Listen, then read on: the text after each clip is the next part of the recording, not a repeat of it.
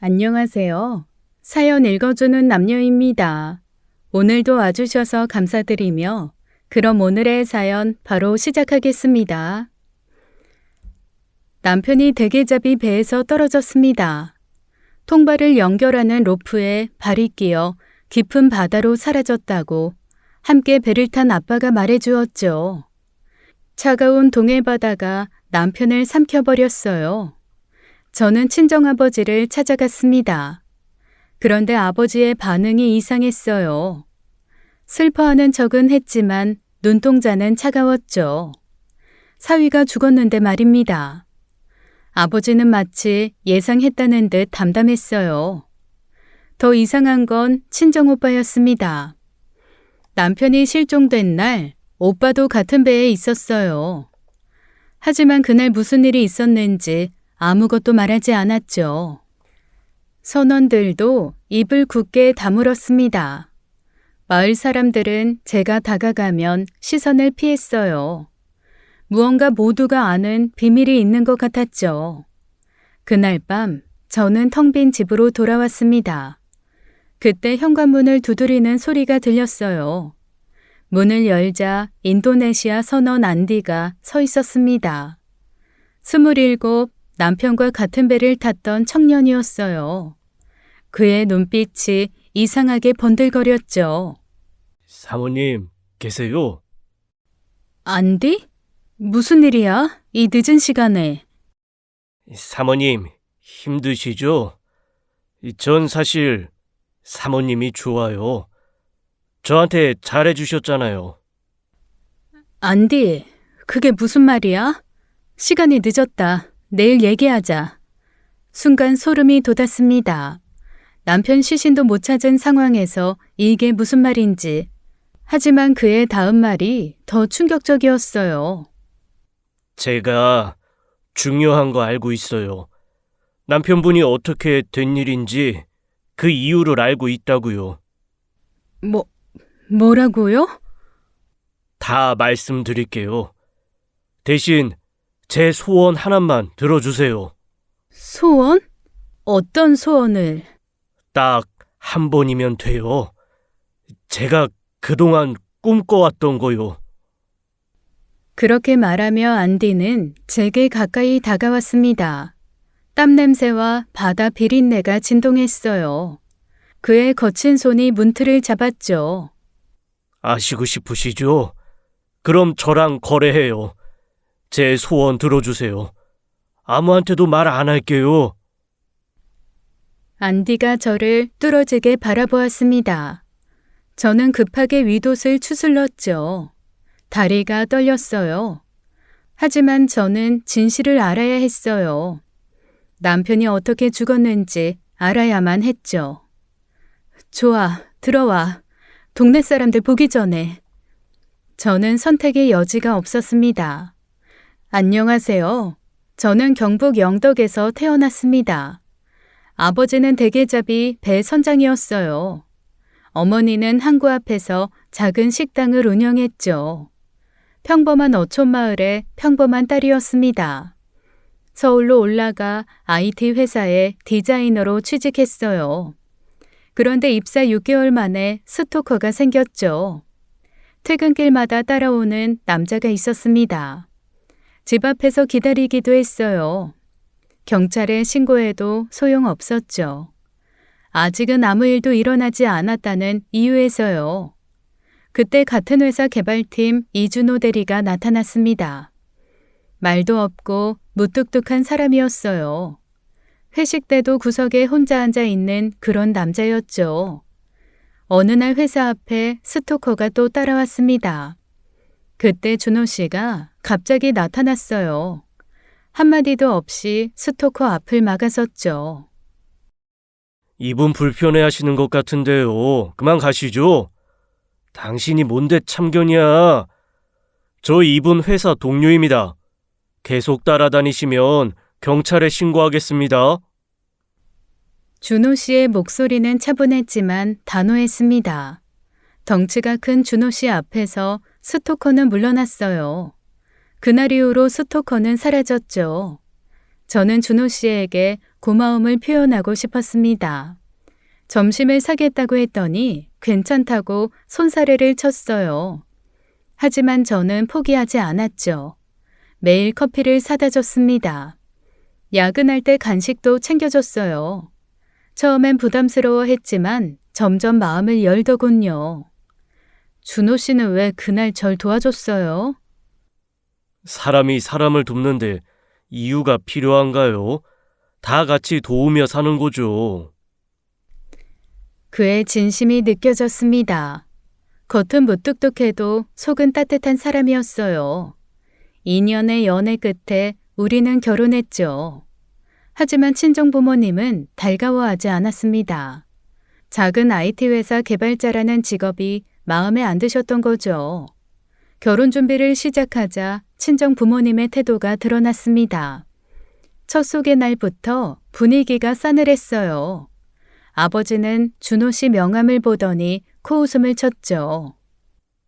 미선이랑 같은 회사 다닌다고?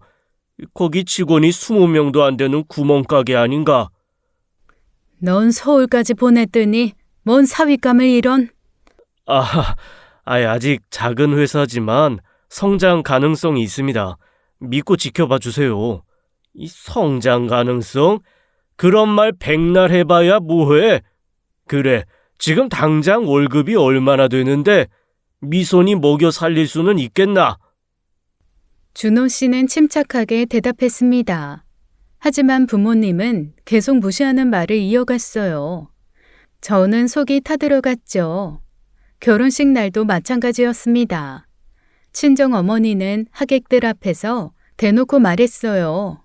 우리 딸 공부시켜봤더니 애가 착해서 시집을 잘못 갔다고 말이죠. 신혼집에 처음 왔을 때는 더했습니다. 20평 빌라를 보더니 한숨부터 쉬었어요. 그리고 준호 씨를 위아래로 훑어봤죠. 자넨 얼굴도 못생기고 몸만 뚱뚱한데 왜 그리 항상 웃어? 그럼 웃지 울어? 엄마는 왜 또 시비야? 속이 상해서 그런다 속이. 돈이라도 많아야지. 넌 이런 남자가 뭐가 좋다고 결혼했니? 엄마 그만해. 준호 씨가 얼마나 좋은 사람인데 왜 그래? 좋은 사람? 그게 밥 먹여주니? 능력도 없으면서 몸만 퉁퉁하게 살찐 것 좀 봐. 어휴, 보기만 해도 답답하다 얘. 그럴 때도 준호 씨는 아무 말도 하지 않았습니다. 그저 차를 내오며 웃기만 했어요. 제가 더 미안하고 괴로웠죠. 회사 이야기가 나올 때마다 친정아버지는 비아냥거렸습니다. 그런 작은 회사라는 말을 입에 달고 살았어요. 마치 준호 씨가 무능력한 사람인 것처럼 몰아갔죠. 그 구멍가게 그만두고 이직 준비해야 하는 거 아닌가? 우리 회사가 구멍가게면 아빠 배는 뭐 그냥 낚싯배야? 아이고 또 꼬레치 남편이라고 역성 드는 거 봐라. 옆집 영희는 대기업 다니는 남자 만나서 아파트도 샀다던데 넌 뭐하는 팔자니? 애 둘 낳고 행복하게 살 팔자다 왜? 저는 매번 남편 편을 들었습니다. 하지만 부모님의 무시는 계속됐어요. 남편은 늘 괜찮아. 내가 더 잘하면 되지. 라고 말했죠. 남편은 참 인내심이 대단했습니다. 어떤 모욕을 당해도 예의를 잃지 않았어요. 하지만 저는 그런 남편이 더 안쓰러웠죠. 명절은 지옥 같은 시간이었습니다. 친정오빠가 오면 비교는 더 심해졌어요. 오빠는 중견기업 과장이었죠. 설날 아침 차례상 앞에 모였습니다. 오빠가 준호 씨를 위아래로 훑어봤어요. 그리고 비웃듯이 말했죠. 매제, 살 좀 빼야겠는데? 아유, 나처럼 헬스라도 다녀봐. 그 배 좀 봐. 임신한 것 같잖아. 맞아요. 오빠는 요즘 크로스핏도 하고 몸 진짜 좋아졌거든요. 식스팩도 생겼어요. 매제는 취미가 뭐야? 운동은 안 하고 뭐 하면서 시간 보내? 저는 집에서 피규어 조립 같은 걸 좋아해요. 뭐 건담 같은 거요. 순간 거실이 조용해졌습니다. 오빠와 새언니가 서로를 보며 피식 웃었어요. 그리고 오빠가 대놓고 말했죠. 뭐? 아이, 피규어? 야, 그거 오타쿠들이 나는 거 아니야? 어른이 인형놀이를 한다고? 어머, 진짜요? 그런 걸로 방 가득 채우는 사람들 TV에서 봤어요. 좀 징그럽던데. 아이고, 그런 쓸데없는 데 돈 쓰지 말고 차라리 운동을 해. 보기만 해도 답답해 죽겠네. 남편은 그저 조용히 웃기만 했습니다. 저는 참을 수가 없었어요. 폭발하기 직전이었죠. 그만해. 준호 씨가 뭘 잘못했다고 다들 이래? 취미생활 하는 게 뭐가 잘못이야. 오빠처럼 술, 담배 하는 것보다야 이게 훨씬 좋고 건전한 취미인데 왜 그래? 아이, 사실을 말한 건데 왜 화를 내? 30 넘은 어른이 장난감이나 만진다고 하니 내가 믿기지가 않아서 물은 건데. 맞아요. 좀 이상하긴 하죠. 저는 TV에서 그런 사람들 보면 음침하던데. 차라리 오빠처럼 골프라도 치시지. 추석 때는 더 심했습니다. 오빠가 승진 소식을 전하자 부모님이 난리였어요. 그리고 또 남편과 비교하기 시작했죠. 민수는 벌써 과장인데 자네는 아직도 그 작은 회사에서 대리야? 엄마, 비교하지 마. 사람마다 능력이 다른 건데 비교가 제일 나빠. 그 말에 오빠와 새언니가 히히덕거렸습니다. 남편 얼굴이 살짝 굳었지만 여전히 아무 말도 하지 않았어요. 저는 속이 부글부글 끓어올랐죠. 매번 이런 식이었습니다. 명절이 다가오면 몸이 먼저 아팠어요. 하지만 남편은 한 번도 빠지지 않고 갔죠. 결혼 3년 차 무더운 7월이었습니다. 친정아버지가 소주를 3병째 비우고 있었어요. 갑자기 남편 어깨를 툭 치더니 이상한 말을 꺼냈죠. 준호야, 너 그 쥐똥만한 회사 월급이 얼마야? 200? 250? 야, 4배 타면 한 달에 1,000만 원은 기본이다. 어때? 한번 해볼래? 네? 배를요? 대게 한 마리가 얼마인 줄 알아? 요즘 러시아 쿼터 줄어서 값이 금값이야. 너 같은 덩치면 딱이다. 보기에는 둔해 보여도 힘은 세잖아. 저는 소름이 돋았습니다. 아버지 눈빛이 남편을 물건 보듯 훑고 있었어요. 마치 시장에서 소를 고르는 것 같았죠. 아빠, 지금 무슨 소리 하는 거야? 우리 남편은 코드 짜는 개발자라고. 평생을 책상 앞에 앉아서 일을 했는데 어떻게 갑자기 배를 타? 코드? 야, 그딴 게 밥 먹여주냐? 내가 보기엔 준호는 타고난 뱃사람이야. 저 넓은 어깨, 두꺼운 허벅지하며 팔뚝 봐라. 통발 들기 딱 좋은 몸이라고. 준호야, 요즘 선원들 인도네시아에서 데려와도 3년 계약에 보증금만 5천이야. 네가 하면 얼마나 좋겠니? 우리가 남이가. 하지만 전 지금 제 일이 그거 40대면 잘린다며. 치킨집 차리는 게 꿈이냐? 내 배는 정년도 없고 나중에 다 네 거다. 10억짜리 배를 준다는데 내가 그 배를 누구를 주겠냐? 어?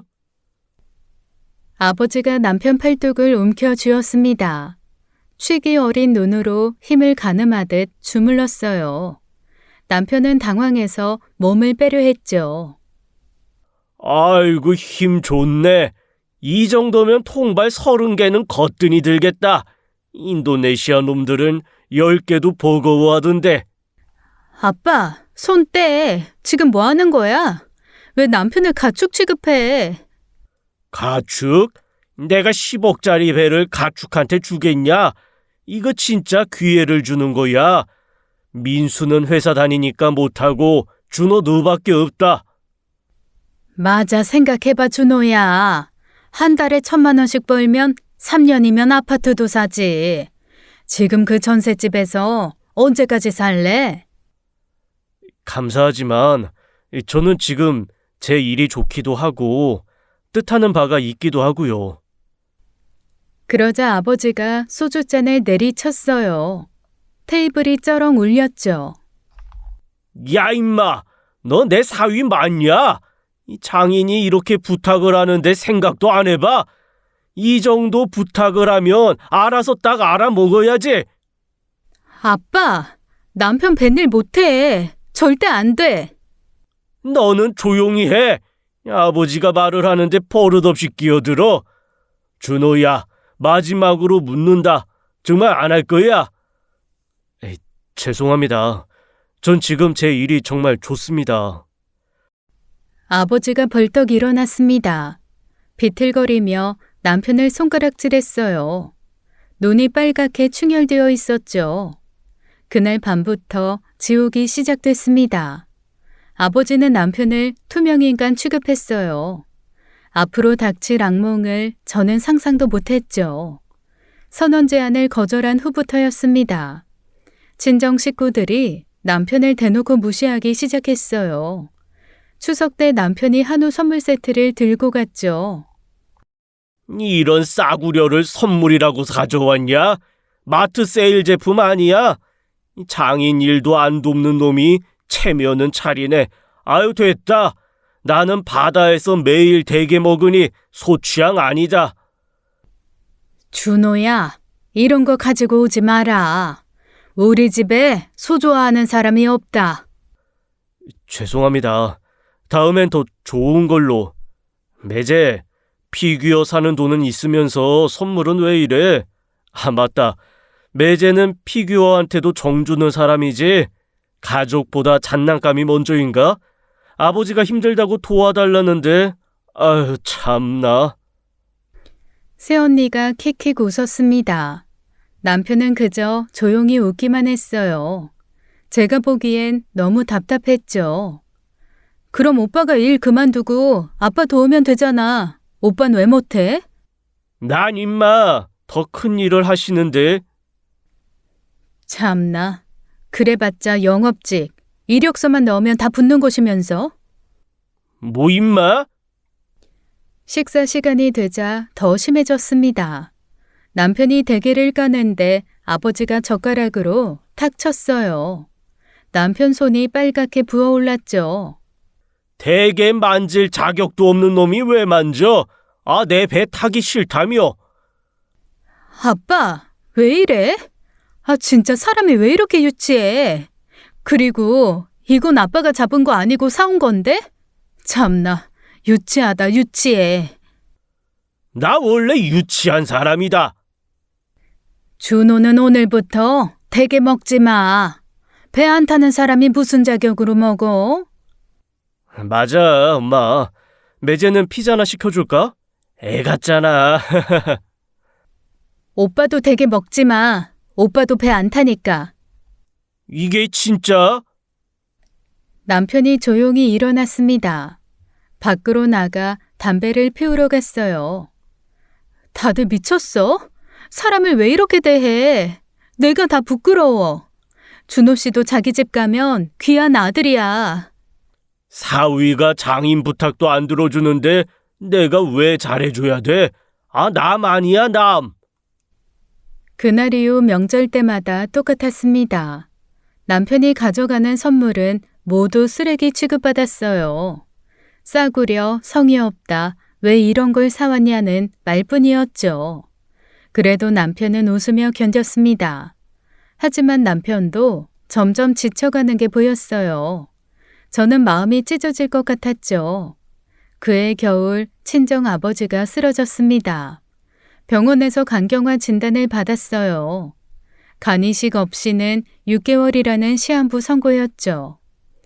민수야, 너는 검사 안 받아도 돼. 회사도 다니는데 어떻게 수술을 하니? 네, 엄마. 저도 그게 걱정이에요. 우리 회사는 병가 내기도 어렵고 승진 심사도 있고요. 뭐? 오빠가 먼저 검사 받아야 하는 거 아니야?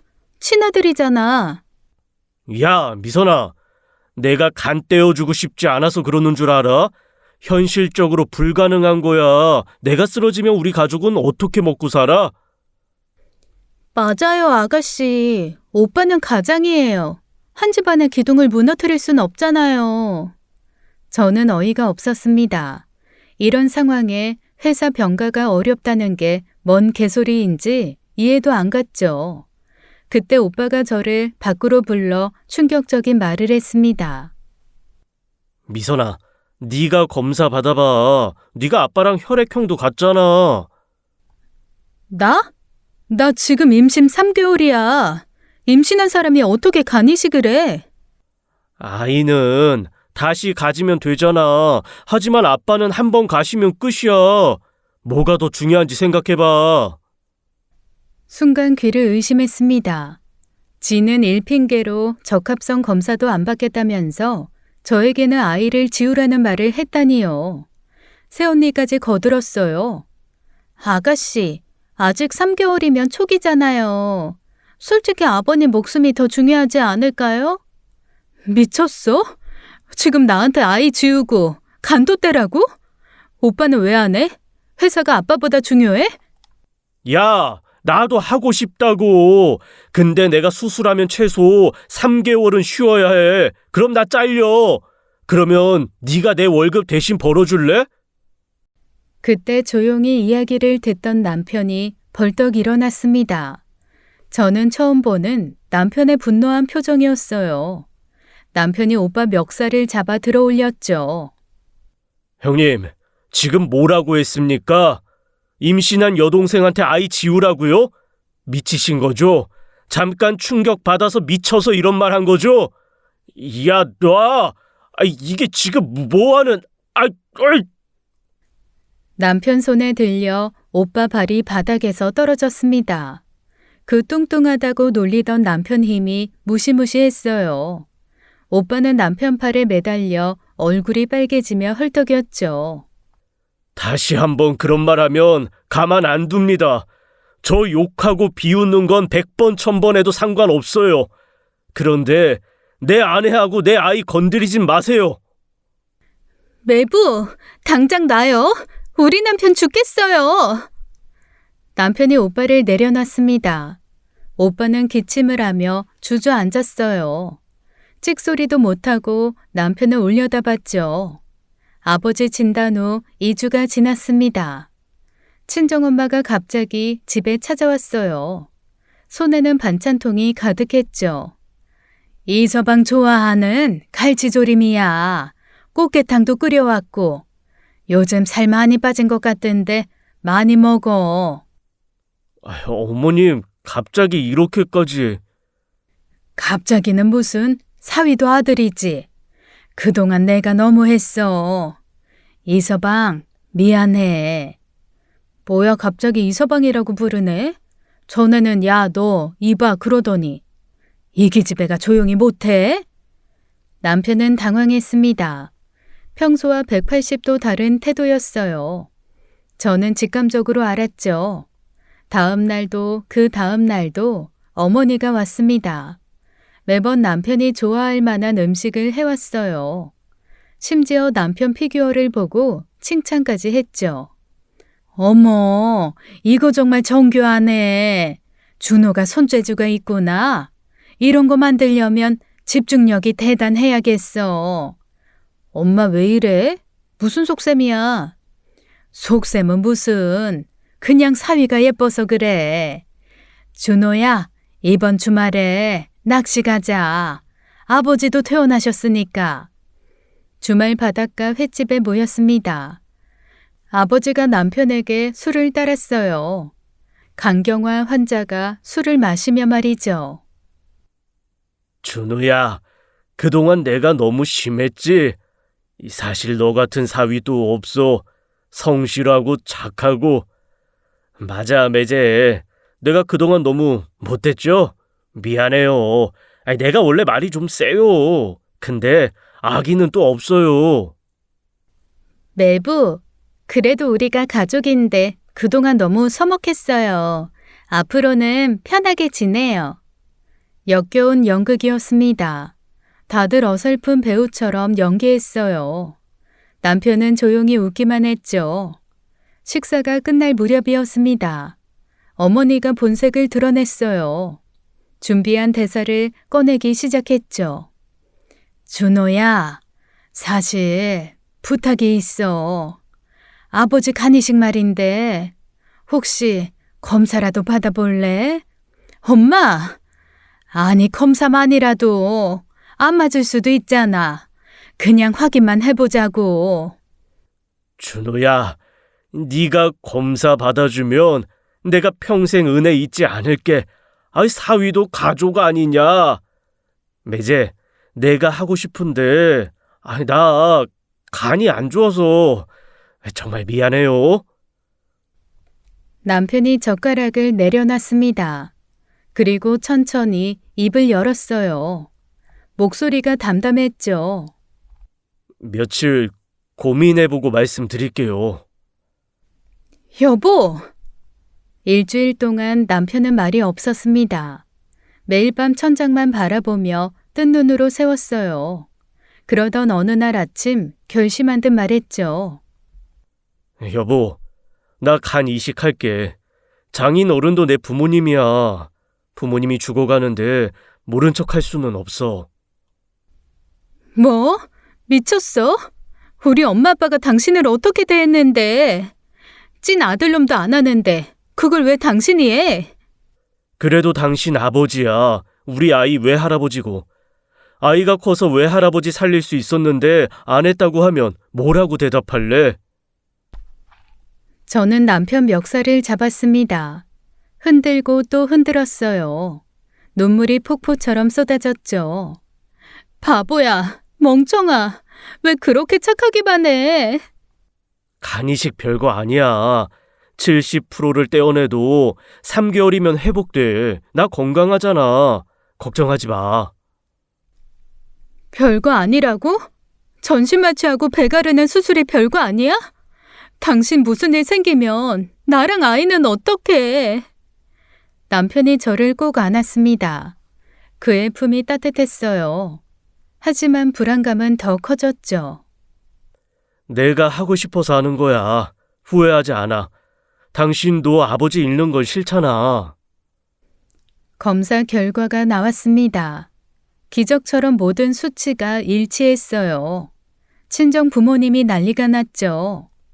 아이고 우리 사위, 준호야. 아니다. 이제 너는 내 아들이야. 너 정말 천사다. 어떻게 이런 은혜를 갚지? 준우야, 내가 평생 잊지 않을게. 너 내 생명의 은인이야. 진짜 아들이야, 아들. 매제, 동생. 이제부터 동생이라고 부를게. 형이 평생 은혜 갚을게. 역겨웠습니다. 수술 전날까지 우리 아들 타령이었어요. 마치 처음부터 사랑했던 것처럼 연기했죠. 수술은 8시간 걸렸습니다. 저는 그 시간이 8년처럼 느껴졌어요. 다행히 성공적으로 끝났죠. 3개월 후 아버지는 완전히 회복했습니다. 술도 다시 마시기 시작했어요. 남편은 여전히 회복 중이었는데 말이죠. 저는 불안했습니다. 남편의 선한 마음이 독이 될 것 같았어요. 간이식 1년 후였습니다. 아버지는 완전히 건강을 되찾았어요. 준우야, 너 덕분에 나 새 생명 얻었다. 근데 말이야, 나 인제는 배 타기가 힘들어. 네가 좀 도와주면 안 될까? 아버님, 저번에 말씀드린 것처럼 아직도 그 조만한 회사 가지고 그러냐? 월급 300도 안 되잖아. 내 배 타면 한 철에 억대야. 그리고 나중에 이 배 너한테 물려주마. 이제 네가 내 아들인데 누굴 주겠냐? 맞아, 준호야. 아버지가 은퇴하면 배는 네 거야. 10억짜리 배를 준다는데 왜 고민해? 내 생명의 은인인데 어업권이랑 어업일지도 다 가르쳐주마. 대게잡이는 구할이 노하우야. 그 노하우를 내가 전수해주지. 그날부터 아버지는 매일 남편을 설득했습니다. 선원들이 남편을 형님이라 부르게 했어요. 마치 후계자인 것처럼 대우했죠. 준우야, 배 선장이 되면 마을에서도 대우가 달라. 모두가 선장님이라고 모실 거야. 맞아. 그리고 우리 가족끼리 하는 사업이니까 믿을 수 있잖아. 남 밑에서 일하는 것보다 훨씬 나아. 그만해. 바람 좀 넣지 말라니까. 미선아, 너는 네 남편을 너무 과소평가한다. 준호는 뭐든 잘할 수 있는 사람이야. 그렇지, 아들? 아들이라는 말에 남편이 흔들렸습니다. 그동안 처가에서 인정받지 못했던 남편이었어요. 가족이라는 말에 약했죠. 결국 남편은 회사를 그만뒀습니다. IT 개발자에서 어부가 된 거예요. 저는 말렸지만 소용없었어요. 결국 저희 부부는 친정 근처로 이사를 했습니다. 여보, 4년만 해볼게. 배 물려받으면 우리도 좋잖아. 아이 교육비 걱정 없이 살 수 있고. 바보야. 엄마 아빠가 약속을 지킬 것 같아? 간이식 받고도 술 퍼먹는 사람인데. 이번엔 달라. 나한테 어업일지도 보여주고 있어. 진짜야. 첫 출항날이었습니다. 새벽 3시에 일어나 배를 탔어요. 남편은 토하면서도 일했죠. 준우야, 통발 들어. 빨리빨리. 게으름 피우면 안 돼. 네, 아버님. 아버님, 이제부터 선장님이라고 불러. 배에선 내가 왕이다. 4년이 흘렀습니다. 남편은 뱃일을 완벽히 익혔어요. 대게잡이 전문가가 되었죠. 그러던 어느 날 친정오빠가 갑자기 고향에 나타났어요. 양복 대신 트레이닝복을 입고 있었죠. 엄마, 아빠, 나 회사 그만뒀어. 이제부터 아빠 배 타려고. 뭐? 갑자기 왜? 그 좋은 회사를 왜 그만둬? 좋긴 뭐가 좋아. 맨날 야근에 스트레스에. 차라리 바다에서 일하는 게 나아. 순간 공기가 얼어붙었습니다. 남편이 오빠를 바라봤어요. 아버지는 묘한 표정을 지었어요. 그래? 갑자기 왜? 니는 배 타는 거 죽어도 싫다고 했잖아. 생각이 바뀌었어요. 도시 생활이 지겨워. 고향에서 가족이랑 일하는 게 행복할 것 같아. 형님, 배 일이 쉽지 않습니다. 새벽 3시에 일어나서. 알아. 매제가 4년 동안 고생한 거 다 봤어. 나도 할 수 있어. 아니, 더 잘할 수 있지. 오빠가 무슨 베일을 해? 평생 도시에서만 살았잖아. 야, 나도 영덕 바다에서 컸어. 피가 어디 가겠냐? 그리고 매제가 하는 거 보니까 뭐 별거 아니던데. 오빠는 똑똑하니까 금방 배울 거예요. 게다가 친아들이잖아요. 그래도 민수야, 신중하게 생각해. 네가 진짜 베일을 할 수 있겠어? 저는 오빠 친구들을 수소문했습니다. 영덕 시내를 돌아다니며 물어봤어요. 그리고 충격적인 사실을 알게 되었죠. 오빠 고등학교 친구가 말해줬습니다. 술집에서 만났는데 취해서 오빠가 다 털어놨다고요. 진실은 상상 이상이었어요.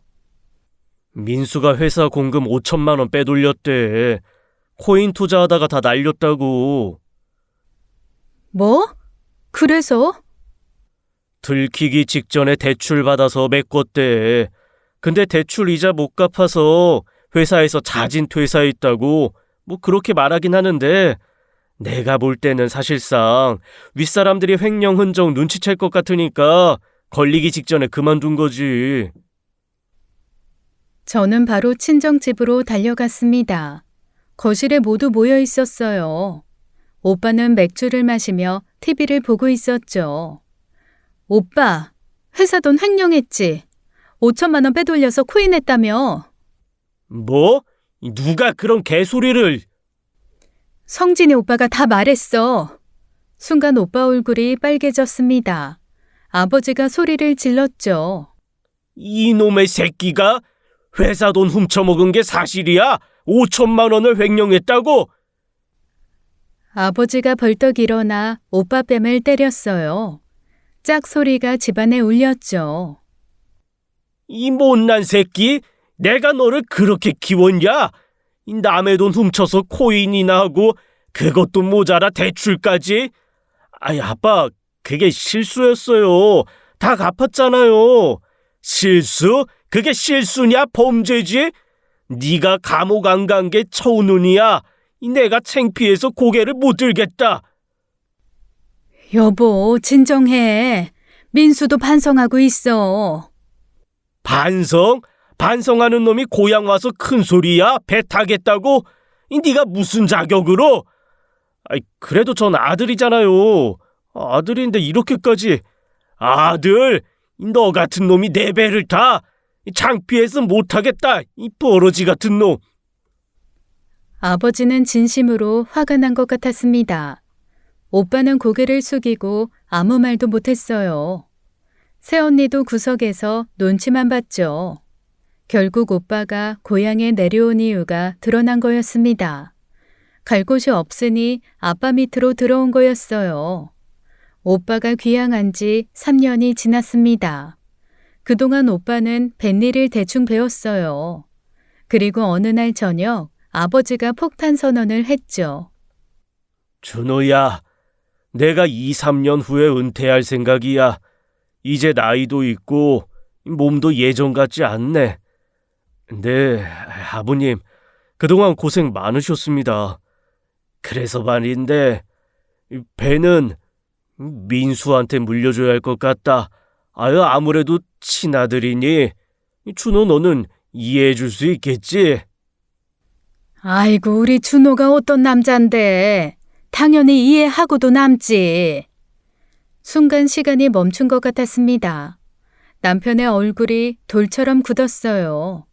7년 전의 약속이 한순간에 무너졌죠. 아버님, 7년 전에 저한테 주신다고. 그때는 민수가 안 한다고 했잖아. 지금은 상황이 바뀌었고 배는 원래 그 집안의 족보 같은 거다. 대대로 아들에게 가는 거야. 매제 미안해. 하지만 이거 우리 집안 전통 사업이잖아. 장자가 이어받는 게 원래 맞아. 준호야, 서운하겠지만 이해해줘. 그리고 네가 그동안 번 돈도 적지 않잖아. 저는 폭발했습니다. 테이블을 주먹으로 내리쳤어요. 그릇들이 덜그럭 소리를 냈죠. 전통? 족보? 다 거짓말이잖아. 우리 남편이 아빠 간이식해줄 땐 가족이라며. 준호가 가족이라며. 그런데 이제 와서 족보? 그건 그때고 지금은 다르지. 그리고 네 엄마 말대로 준호도 충분히 보상받았고. 보상? 우리 그이 7년 동안 새벽부터 하루에 3시간씩 자면서 뱃일했어. 태풍 와도 파도 높아도 나갔어. 손가락 잘릴 뻔한 적도 수없이 많았고. 무슨 보상? 월급 받았잖아. 이전 회사 다닐 때도 월급에 상여받으면 그 정도는 받았어. 남편이 천천히 일어났습니다. 남편의 눈에 배신감이 가득했어요. 하지만 목소리는 차분했죠. 간 이식도 제가 하고 싶어서 한 거였네요. 7년 동안 감사했습니다. 처음부터 솔직하게 말씀해 주시지 그러셨어요. 속이지 마시고. 준호야, 그게 무슨 말이야. 우리가 널 속인 게 아니야. 속인 게 맞습니다. 처음부터 저는 그냥 일꾼이었던 거죠. 형님이 이곳에 내려올 때까지, 그리고 형님이 뱃일을 배울 때까지 쓸 대타요. 대타? 준호야, 너 말이 너무하는 거 아니야? 우리는 너를 가족으로. 가족이요? 가족이 이럽니까? 간 떼어가고 7년 노동력 착취하고 이제 토사구팽입니까? 저는 어머님 아버님에게 할 만큼 했는데 많이 섭섭하네요. 야, 착취는 무슨? 네가 우리 집안에 해준 게 뭐가 있어? 해준 게 없다고요? 제가 이 자리에서 그동안 제가 무얼 했는지 다 말해야 합니까? 침묵이 흘렀습니다. 아버지가 고민하는 듯 했어요. 그리고 한 가지 제안을 했죠. 그래, 준호 마음도 충분히 이해가 간다. 그럼 이렇게 하자. 내가 은퇴할 때까지 둘이 경쟁을 해라.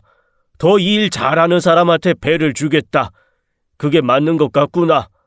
아이, 아빠, 그게 무슨... 닥쳐 이놈아. 네가 원해서 온 거잖아. 그럼 네 실력으로 증명해. 준호도 기회는 줘야지. 경쟁이 시작된 지 한 달 후였습니다. 그날도 남편은 새벽 3시에 배를 탔어요. 동해 먼바다로 대게잡이를 나갔죠. 오후 4시경 전화가 왔습니다. 해경이었어요. 다리가 풀려 주저앉았죠. 박미선 씨이신가요? 조업 중 실종 신고가 들어왔습니다. 현재 수색 중이고요. 뭐라고요? 실종이요? 그게 무슨 소리예요? 통발 작업 중 바다에 빠진 것으로 추정됩니다. 누가요? 누가 실종됐는데요? 저희가 지금 확인한 바로는 이준호 씨입니다. 저는 미친 듯이 항구로 달려갔습니다. 배가 막 들어오고 있었어요. 아버지와 오빠가 내렸죠. 아빠, 내 남편 어딨어? 준호 어딨어? 미선아, 이 준호가 통발을 내리다가 미끄러졌다. 우리도 최선을 다했는데. 거짓말. 그럴 리가 없어. 그럴 리가. 사고였어. 파도가 갑자기 높아져서 매제가 너무 의욕이 앞서서 무리를 했어. 저는 오빠 얼굴을 핥혔습니다. 피가 줄줄 흘렀어요. 아버지 멱살도 잡았죠. 간까지 떼어줬는데 7년을 개처럼 일했는데 이제 와서 사람을 이렇게 죽여? 어떻게 그래? 어떻게? 미선아, 진정해. 아빠도 충격받았어. 충격? 오빠는 원하는 대로 됐네. 이제 배는 오빠 거니까 만족해? 바다는 아무 대답이 없었습니다. 그저 파도 소리만 들렸어요. 남편은 그렇게 사라졌죠. 실종 다음 날 저는 선원들을 찾아다녔습니다. 영덕항구 근처 허름한 여인숙부터 시작했어요. 베트남 선원 린을 먼저 만났죠. 린, 제발 말해줘. 그날 무슨 일이 있었어? 남편이 어떻게 빠진 거야? 사모님, 저 못 봤어요. 정말이에요. 다른 쪽에서 금을 정리하고 있었어요. 거짓말하지 마. 너희들 다 봤잖아. 왜 입 다무는 거야? 남편이 어떻게 배에서 떨어졌는지 제대로 설명해 달라니까? 린이 고개를 떨구었습니다. 눈을 마주치지 못했어요. 뭔가 알면서도 말 못하는 게 분명했죠. 다음은 필리핀 선원 호세였습니다. 술집에서 소주를 마시고 있었어요. 제가 다가가자 벌떡 일어났죠. 사모님, 저는 아무것도 몰라요. 파도가 막 높아서 앞이 안 보였다. 파도? 그날 바다 잔잔했다며. 해경도 날씨 좋았다고 했어. 아, 그게 갑자기 그거 너울이 왔다, 순간적으로. 말도 안 되는 변명이었습니다. 저는 눈물을 흘리며 매달렸어요. 하지만 호세는 도망치듯 나갔죠. 친정집으로 돌아왔습니다. 아버지와 오빠가 거실에 있었어요. 저는 무릎을 꿇었어요. 아빠, 제발 진실을 말해줘. 남편이 어떻게 죽었는지 제발. 미선아, 내가 100번 말해도 믿지 않잖아. 사고였다. 통발줄에 발이 걸려서 빠진 거야. 뱃일에 서툴면 그런 일이 생겨. 준호가 너무 일을 서툴렀어. 내가 그렇게 말렸는데 그놈의 배를 가지고 싶어서는. 맞아.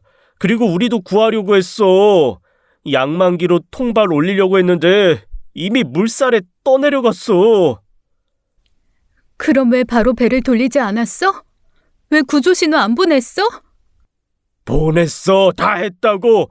근데 조류가 너무 빨라서 순식간이었어. 거짓말인 게 뻔했습니다. 7년간 배를 탄 남편이 그렇게 허무하게 죽을 리가 없었어요. 분명 뭔가 있었죠. 미선아, 그만해. 죽은 사람은 안 돌아와. 우리도 마음 아파. 마음이 아파? 엄마는 사위 없어져서 좋잖아. 이제 배는 오빠 거니까. 야, 그게 무슨 말이야? 우리가 일부러 그랬다는 거야? 우리도 죄책감을 느껴. 그래, 나도 괴롭다. 내 배에서 내가 가장 아끼던 사위가 죽었는데 나란들 편하겠냐? 그만 좀 해라. 그들이 화를 냈습니다. 마치 자신들이 피해자인 것처럼 굴었어요. 저는 더 이상 할 말이 없었죠. 해경에서도 시신은 끝내 찾지 못했어요. 이 넓은 바다에서 당연했죠. 장례도 치르지 못했습니다. 매일 바닷가에 나갔어요. 파도가 밀려올 때마다 남편이 돌아올 것 같았어요. 하지만 바다는 침묵할 뿐이었습니다. 눈물이 마를 날이 없었습니다. 진실은 묻혔고 남편은 사라졌어요. 저는 그저 끝없이 바다만 바라봤죠. 그리고 실종 3일째 저녁이었습니다. 전화벨 소리에 뛰쳐나갔어요. 해경에게 걸려온 전화였죠. 박미선 씨, 남편분 구조됐습니다. 포항 의료원에 계십니다. 뭐라고요? 살아있다고요? 뭐라고요? 살아있다고요? 정말이에요? 네, 부표를 잡고 표류하다가 오늘 오후 가자미 어선에 구조됐습니다. 의식은 있지만 저체온증과 탈수가 심합니다. 저는 차를 몰고 미친 듯이 달렸습니다. 포항까지 1시간이 10시간처럼 느껴졌어요. 병실 문을 열자 남편이 누워 있었죠. 여보, 살아있었구나. 어떡해. 여보, 미안해. 걱정시켜서. 남편은 온몸이 상처투성이었습니다. 입술은 갈라져 있었고 얼굴은 햇볕에 벗겨져 있었어요. 3일간 바다에서 표류한 흔적이었죠. 의사가 들어왔습니다. 차트를 보며 설명했어요. 다행히 생명에는 지장이 없다고 했죠. 저체온증과 탈수가 심하지만 회복 가능합니다. 부표를 잡고 있어서 살아남을 수 있었네요. 운이 좋았습니다. 남편이 제 손을 꽉 잡았습니다. 그리고 충격적인 말을 시작했어요. 목소리가 떨렸죠. 여보, 형님이 날 밀었어. 뭐? 오빠가? 통발 내리는데 갑자기 뒤에서 밀더라고. 그리고 내 발목에 통발줄을 일부러 감았어. 계획적이었어. 온몸에 소름이 돋았습니다. 친오빠가 남편을 죽이려 했던 거죠. 물에 빠지자마자 통발이 나를 끌고 바다 밑으로 내려갔어. 간신히 줄을 끊고 올라왔는데 이 배가 멀어지고 있더라. 아빠는 뭐 했어? 장인어른은 배를 돌리지 않았어. 그냥 갔어. 눈물이 폭포처럼 쏟아졌습니다. 아버지까지 공범이었던 거예요. 남편을 죽게 내버려 뒀던 거죠. 양만기로 통발 올릴 수 있었어. 근데 안 했어. 통발 위치 표시용 부표가 있었어. 그게 바로 옆에 떠 있어서 간신히 잡았어. 그것만 붙잡고 이틀을 버텼던 거야. 경찰이 병실로 들어왔습니다. 남편의 진술을 듣기 위해서였어요. 이제 진실이 밝혀질 차례였죠. 남편이 살아 돌아온 순간 모든 게 무너질 거였죠. 경찰이 본격적인 조사를 시작했습니다. 하지만 남편의 진술만으로는 증거가 부족했어요. 친정 가족들은 전면 부인했죠. 취조실에서 오빠가 큰 소리 쳤습니다. 형사님이 녹취록을 보여줬어요. 오빠는 끝까지 거짓말했죠. 제가 왜 매제를 밀어요? 매제가 욕심 부리다가 파도 때문에 떨어진 거예요. 저도 목숨 걸고 구하려고 했어요. 그럼 왜 구조 신호를 안 보냈습니까? 왜 배를 돌리지 않았죠? 아버지가 선장이에요. 저는 결정권이 없어요. 그리고 조류가 너무 빨라서 매제가 바로 시야에서 사라졌다고요. 그 컴컴한 바다에서 어떻게 찾습니까? 네? 형사님이 바다를 알아요? 아버지도 똑같이 주장했습니다. 사고였다는 거짓말을 반복했어요. 증거가 없으니 당당했죠. 내가 사위를 왜 죽여요? 간 이식까지 해준 은인인데 아이고 억울해 미치겠네. 그럼 왜 구조하지 않았습니까? 부표 위치는 확인 가능했을 텐데요. 이 사람아, 부표랑 묶여있는 통발이 끊어졌다니까요. 그래서 못 찾았지. 그리고 파도가 높아서 시야가 안 좋았고 우리도 최선을 다했어요. 당신이 바다를 알아? 내가 몇 년 동안 바다에서 살았는지 아냐고. 수사가 난항에 빠졌습니다. 목격자가 없으니 입증이 어려웠어요. 그때 안디가 경찰서에 나타났죠. 저는 3일 전 안디를 만났었습니다. 안디가 집으로 찾아왔던 그날 밤이었어요.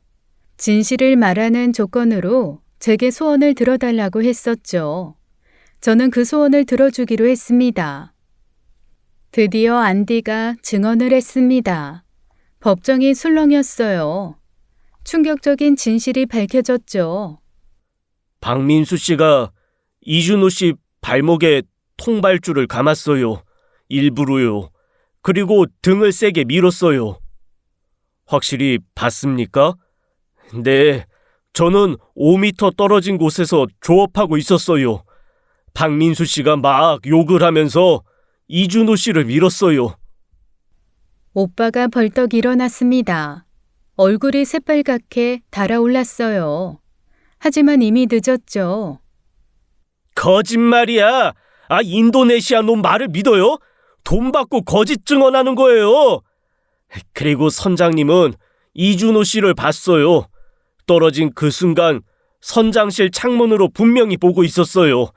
부표 잡고 있는 걸 저도 분명히 봤는데 죽은 것 같다고 말했어요. 이 새끼가 거짓말하지 마. 검사가 증거를 확인했습니다. 오빠는 더 이상 부인할 수 없었어요. 결국 자백하기 시작했죠. 아버지도 결국 인정했습니다. 구조하지 않은 것이 사실이었어요. 방조죄가 성립했죠. 결국 판결이 나왔습니다. 오빠는 살인미수로 징역 7년을 선고받았어요. 아버지는 방조죄로 징역 3년이었죠. 미선아, 네가 어떻게 가족을 파냐? 어떻게 아빠랑 오빠를 감옥에 보낼 수가 있어? 가족? 남편 죽이려 한 사람들이 무슨 가족이야? 내 남편이 아빠한테 어떻게 했는데? 아들이라며! 어머니는 아무 말도 못했습니다. 그저 눈물만 흘렸어요. 모든 게 끝난 순간이었죠. 안디가 짐을 싸서 저희 집으로 왔어요. 이제 고향으로 돌아갈 준비를 하는 거였죠. 안디가 제 집으로 와서 빈 소원은 그거였어요. 고향에 가고 싶다고요. 아내와 자식들이 기다리는 고향으로요. 그래서 저는 그 소원을 들어주기로 한 거였어요. 안디도 저와 남편을 위해 증언을 해주면 이제 다시는 이곳에서 배를 탈 수 없을 테니까요. 사모님, 약속 지켜주셔서 감사합니다. 이제 집에 갈 수 있어요. 당연히 지켜야지. 안디 덕분에 남편이 정의를 찾았어. 사실 그날 너무 무서웠어요. 민수 씨가 준호 씨를 미는 걸 보고 저도 밀까봐 숨었어요. 남편이 안디 손을 잡았습니다. 눈물을 글썽이며 말했어요. 진심 어린 감사였죠. 이해해, 안디. 정말 고마워. 너 아니었으면 나 많이 억울했을 거야. 안디 덕분에 이겼어. 준호 형님은 좋은 사람이에요. 배에서 저희 외국인 선원들 항상 챙겨줬잖아요. 저 다 기억해요. 고마워요, 준호 형님. 그제야 알았습니다. 남편이 배에서 외국인 선원들에게 잘해줬다는 걸요. 그래서 안디가 용기를 낸 거였어요. 인도네시아에 아내랑 아이 둘이 있어요. 8년 만에 만나게 됐어요. 정말 보고 싶었어요. 정착자금 3천만 원 준비했어. 고향 가서 작은 가게라도 차려. 이렇게 많이 정말 감사합니다. 평생 은혜 잊지 않을게요. 안디가 사진을 꺼내 보여줬습니다. 아내와 어린 아들, 딸이 웃고 있었어요. 가족을 위해 타국에서 일했던 거였죠. 선장님이랑 민수 씨 때문에 다른 선원들도 많이 무서워했어요. 하지만 아무도 말 못했죠. 내부 고발자는 다시는 배를 못하니까. 그런데도 증언해줬구나. 정말 용기 있는 일이었어. 저도 아빠예요. 만약 제가 바다에서 죽으면 우리 아이들은 어떻게 되겠어요? 그 생각하니까 용기가 났어요. 다음 날 새벽 공항으로 안디를 배웅했습니다. 그가 떠나기 전 마지막으로 말했어요. 눈물을 흘리며 말이죠. 사모님, 형님, 한국에서 일하면서 힘들었어요. 하지만 두 분 같은 좋은 사람도 만났어요. 안디도 좋은 사람이야.